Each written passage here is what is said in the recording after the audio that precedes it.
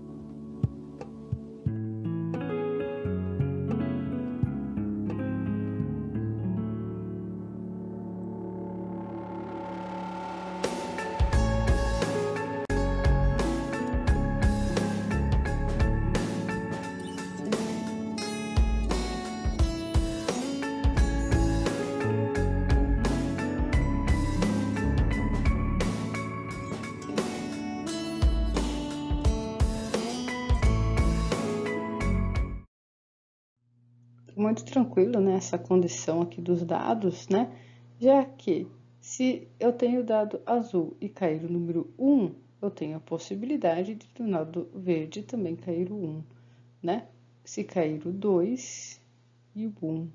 Então, olha só, para o dado azul cair os valores de 1 a 6, pode ser que o dado verde caia o número 1, tá? Então, aqui, esse item, tá? Ele fica fácil, eu vou colocar aqui. Então, nós temos, deixa eu apagar esse escrito, né? Para que a gente tenha aqui as respostas dos nossos valores, tá? E a letra B? Nesse exercício, a letra B determina a quantidade de resultados possíveis, utilizando o princípio multiplicativo. Então, ao você fazer as possibilidades de 6 números para o dado azul e de 6 números para o dado verde, que são jogados, lançados ao mesmo tempo, né?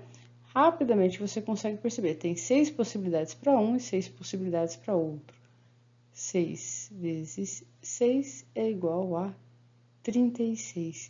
Então, esse aqui é o nosso resultado, o nosso resultados possíveis. Tem 36 resultados possíveis. O espaço amostral é isso aqui, olha. Com a possibilidade de cair um 2 e o 1, tá? Então, eu tenho aqui esse valor e desses 36. Como eu tenho também 1 e o 2, tá? Mas eu não consigo determinar quem que vai vir primeiro. Pode ser que uma ocasião vai cair o 2 primeiro e depois o 1, ou 2 depois, tá bom? Basicamente isso, bem tranquilo, né, em relação a dados, tá? Agora vamos voltar aqui às moedas. Uma moeda é lançada 3 vezes e observa-se a sequência de caras e coroas. Escreva os elementos de cada um dos eventos. Então, olha só. Nesse exercício 3, também, novamente, ele quer saber a ocorrência de alguns eventos, tá? Então, novamente, uma moeda é lançada 3 vezes. Então, o que pode acontecer quando você lançar ela pela primeira vez? Tá? Pode cair cara ou coroa. Então, aqui na letra A, qual é a ocorrência de cara no primeiro lançamento? De você jogar a moeda para cima e já cair cara, tá? E escreva os elementos de cada um desses eventos. Então, se eu joguei uma vez e ela deu cara, na segunda e na terceira vez, pode cair outro valor, né? Que a gente conhece. Tudo bem? Então, nada mais é do que você colocar o espaço amostral, só que com esse indicador aí do que vai ocorrer pelo menos uma vez, tá? Em cada lançamento.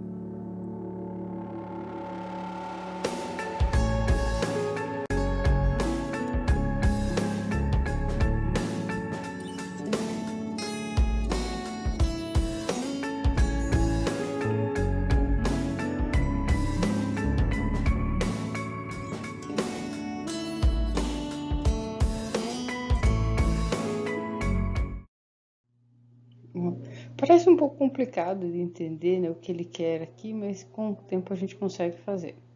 Então, olha só. Na letra A ocorrência de cara no primeiro lançamento. Então, vamos ver. Se eu lanço um dado uma vez, e cair cara, na segunda vez e na terceira vez, concorde comigo, se possível, que pode cair coroa e coroa. Ele está determinando que na primeira vez cai a cara. Na segunda vez, pode cair cara também, certo? Na primeira vez. Na segunda e na terceira, pode cair cara e depois coroar. De novo aqui, ó, para não me estender no terceiro lançamento aqui. Posso lançar qual a primeira vez? Cara, né? E depois pode ser o quê? Pode ser coroa, pode ser cara, tá? E a quarta vez, tá? Não estou falando de lançamento, tá? Eu estou falando de possibilidades. Eu estou jogando 3 vezes, né? Ele quer saber as possibilidades. Então, a primeira vez vai sempre cair cara, tá? Vai sempre cair cara. Tudo bem? Daí no segundo, no terceiro, o que pode cair? Pode cair coroa ou pode cair cara, tá? Então, assim, determinando que a primeira vez cai a coroa, ele quer saber a sequência de caras e coroas de cada evento, mas vamos ver qual a possibilidade de ocorrer sempre no primeiro lançamento cara, tá? Então, eu vou mostrar aqui, olha só. Então, olha só, se no primeiro lançamento caiu cara, tá? Então, posso no segundo e no terceiro lançamento cair coroa, aqui ó, Czinho e Czinho, tá? O que eu acabei de fazer ali. Se no primeiro tem que cair cara, pode cair depois coroa e cara. De novo, vou tentar lançar de novo, tá? Não é que isso daqui é cada lançamento, isso aqui são as possibilidades, determinando que cara sempre caia primeiro, tá? Então, todos os resultados possíveis. E pode ser que você jogue as moedas 3 vezes e das 3 vezes caia cara, tá? Então, cuidado que eu não estou falando, eu estou falando das possibilidades, não dos lançamentos, tá? Então, aqui na letra B, ocorrência de exatamente uma cara. Então, você concorda comigo? Voltando aqui aos lançamentos, eu vou lançar a moeda 3 vezes, mas ele quer a ocorrência de ter uma cara, tá? Então, a cara ela pode sair no primeiro, não precisa sair nem no segundo, nem no terceiro. Ela não precisa sair no primeiro, pode sair no segundo e pode sair no segundo e não pode sair no terceiro. Eu quero pelo menos uma, né? Uma cara. Tudo bem? Então, aqui nós temos, ó, pode sair coroa, coroa e cara. Aqui, ele determinou que K vai ser a minha cara, né? Então, tá aqui, certo? E já apertei aqui, olha, uma ocorrência de todas as faces iguais. Então, aqui na letra C, tá?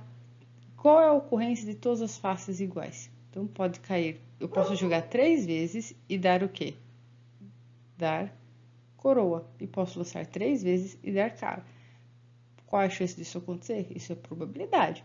Mas isso pode ocorrer? Pode ocorrer, tá? Mesma coisa aqui na letra B, só continuando a letra B. Então, a possibilidade de uma cara, tá? Então, novamente, não são os lançamentos, são as possibilidades, os resultados nesses lançamentos, tá?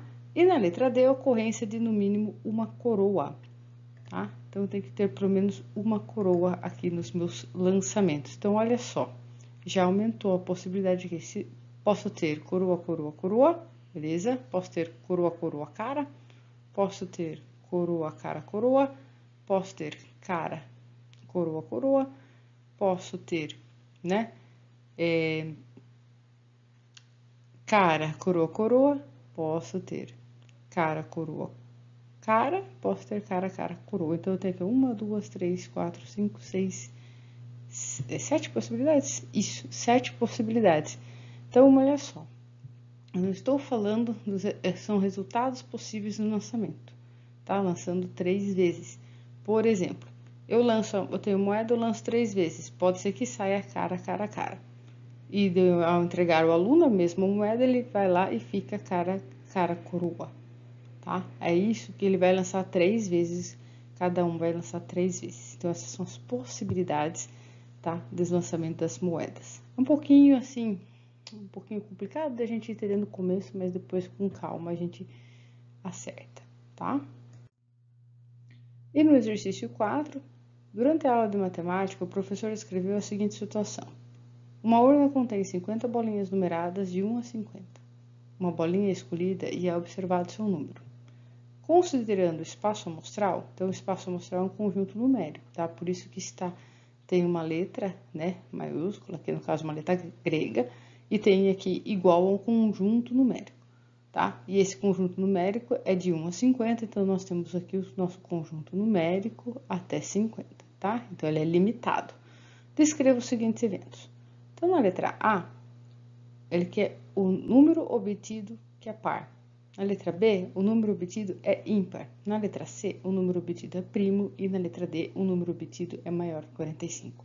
Então, imagina, você tem uma caixa, você não está vendo, mas você sabe que lá dentro tem bolinhas. Tem exatamente 50 bolinhas. E essas bolinhas têm um número, tá? Então, você vai colocar a sua mão e retirar uma bolinha. Ele quer saber quais as possibilidades de sair um número par, de sair um número ímpar, de sair um número primo e de obter um número maior do que 45, tá? Ele quer saber o espaço amostral, ou seja, as possibilidades. As possibilidades não. Os eventos, né? O espaço amostral são os eventos que isso pode acontecer.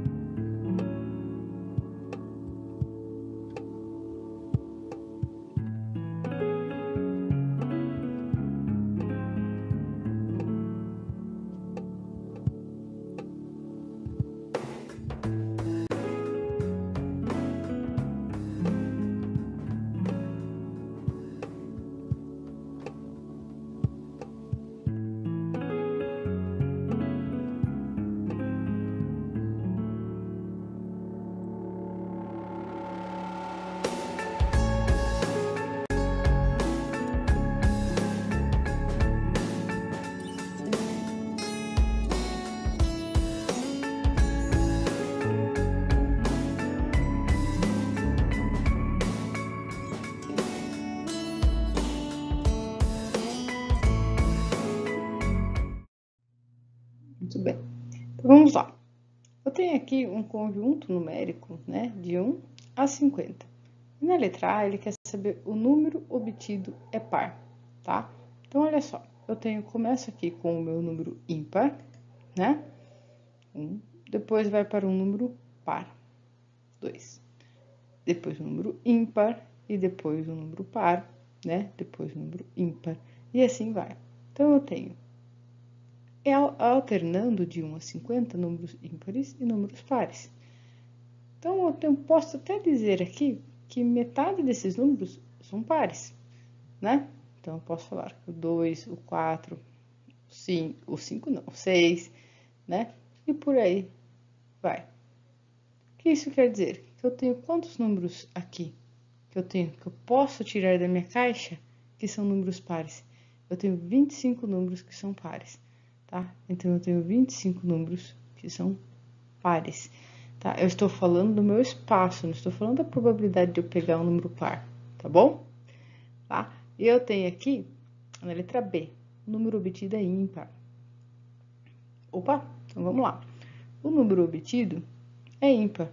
Então, novamente, eu sei que metade desses números que estão aí, o 1, o 3, o 5 e por aí vai, são números ímpares. Então, também eu tenho 25 possibilidades com números ímpares, tá? Então, a letra A e a letra B, bem fácil aí da gente resolver, né?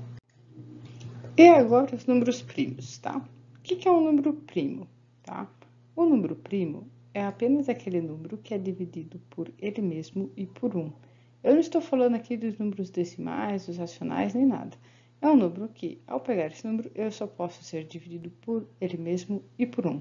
Então, olha só, o número 1 é um número primo? Não. Por quê? Ele é dividido por 1? É, por ele mesmo também. Só que ele só tem um divisor. Para ser número primo, ele tem que ter 2 divisores. Então, o número 1 não é o meu resultado, tá? Então, eu vou pegar números primos. Cuidado, números primos não são números ímpares, tá? O 2 é um número primo. Por quê? Porque dá para dividir 2 por 2 e 2 por 1. Então, 2 tem 2 divisores, ele mesmo e o 1, tá? Depois eu tenho o quê? O 3, eu tenho o 5, o 7, o 11, o 13, eu acho que eu vou ter que colar aqui, o 17, o 19, o 23, vou ter que dar uma coladinha aqui, ó. Isso, 17, 19 tá certo. 29, 31, 37, ó, 29, 31, 37, vamos voltar, 41, 43, 47, ó, 41, 43, 47, tá? Olha, esses valores de 1 a 50 são valores primos, tá? São valores que, se você for nas tabuadinhas, tá? Pega lá a tabuadinha do 10, por exemplo, do 5, por exemplo. Você não vai ver esses valores. Claro, 2 vezes 1, 3 vezes 1, 5 vezes 1, com 1 você vai ver, tá? Então, só dá para dividir por ele mesmo e por 1, tá? Por que eu falo da tabuadinha? Porque o contrário da divisão é a multiplicação. Então, se eu tiver valores múltiplos de 5, eu tenho valores que terminam em 0 e 5. Porque ao olhar a tabuadinha do 5, começa lá.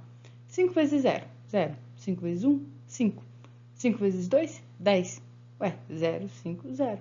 Então, são valores que terminam com 0, 5 e 0. Tá bom? E assim vai continuando a tabuadinha. Então, esses valores não podem ser números primos. 15, por exemplo, não pode ser número primo. Por isso que nós mudamos aqui, ó. Ah, mas o 2 é um número par e é um número primo. Sim, mas ele é o primeiro da lista, gente. Se a gente tem o número 2 como número primo, o 4 já não pode ser um número primo. Por quê? Ele vai ter 3 divisores. Vai ter o 4, o 1 e o 2, tá? Então, a gente precisa lembrar aqui o que é um número primo, tá? Primeiro. E geralmente a gente também não utiliza números primos tão grandes aqui até o 47, por isso eu dei uma coladinha aqui na minha apostilinha, dei uma olhada lá nos resultados, tá? Mas são valores que vocês não vão ver aí na tabelinha do 0 ao 10 que vocês estão acostumados, tudo bem? E na letra D, o número obtido é maior que 45. Cuidado! Nossa, é maior que 45. Então, qual é a chance de você colocar a mão, pegar uma bola que seja maior que 45? O 45 não vai entrar, tá bom? Então, você tem 46, você tem 47, 48, 49 e 50, tá? Esse é o espaço amostral, tá? Geralmente o espaço amostral é um conjunto, tá? Conjunto é representado por letras maiúsculas, entre chaves, tá? Então, aqui, se você for ver o resultado corretamente, né? Você tem uma letra maiúscula, tá?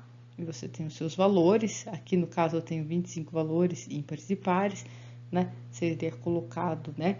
Os valores aqui, 2, 4, 6, né? 8.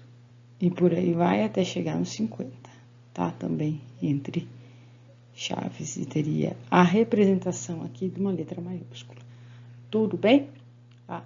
Então, aqui vai começar a entender os arranjos e as probabilidades, tá? Mas a gente começa com o espaço amostral, ou seja, os resultados possíveis. Até então, a gente estava contando as possibilidades, quanto que podia dar cada resultado, mas agora a gente tem qual é o resultado. Então, seu espaço amostral, seus resultados, tudo bem? E essa foi mais uma aula do Aprender Sempre, né? Terceiro ano A do ensino médio da Escola João Clímaco. Segue o formulário para que você possa completar esse exercício, como também aí tem um exercício do Enem para que você possa estudar, tá? E até o próximo vídeo.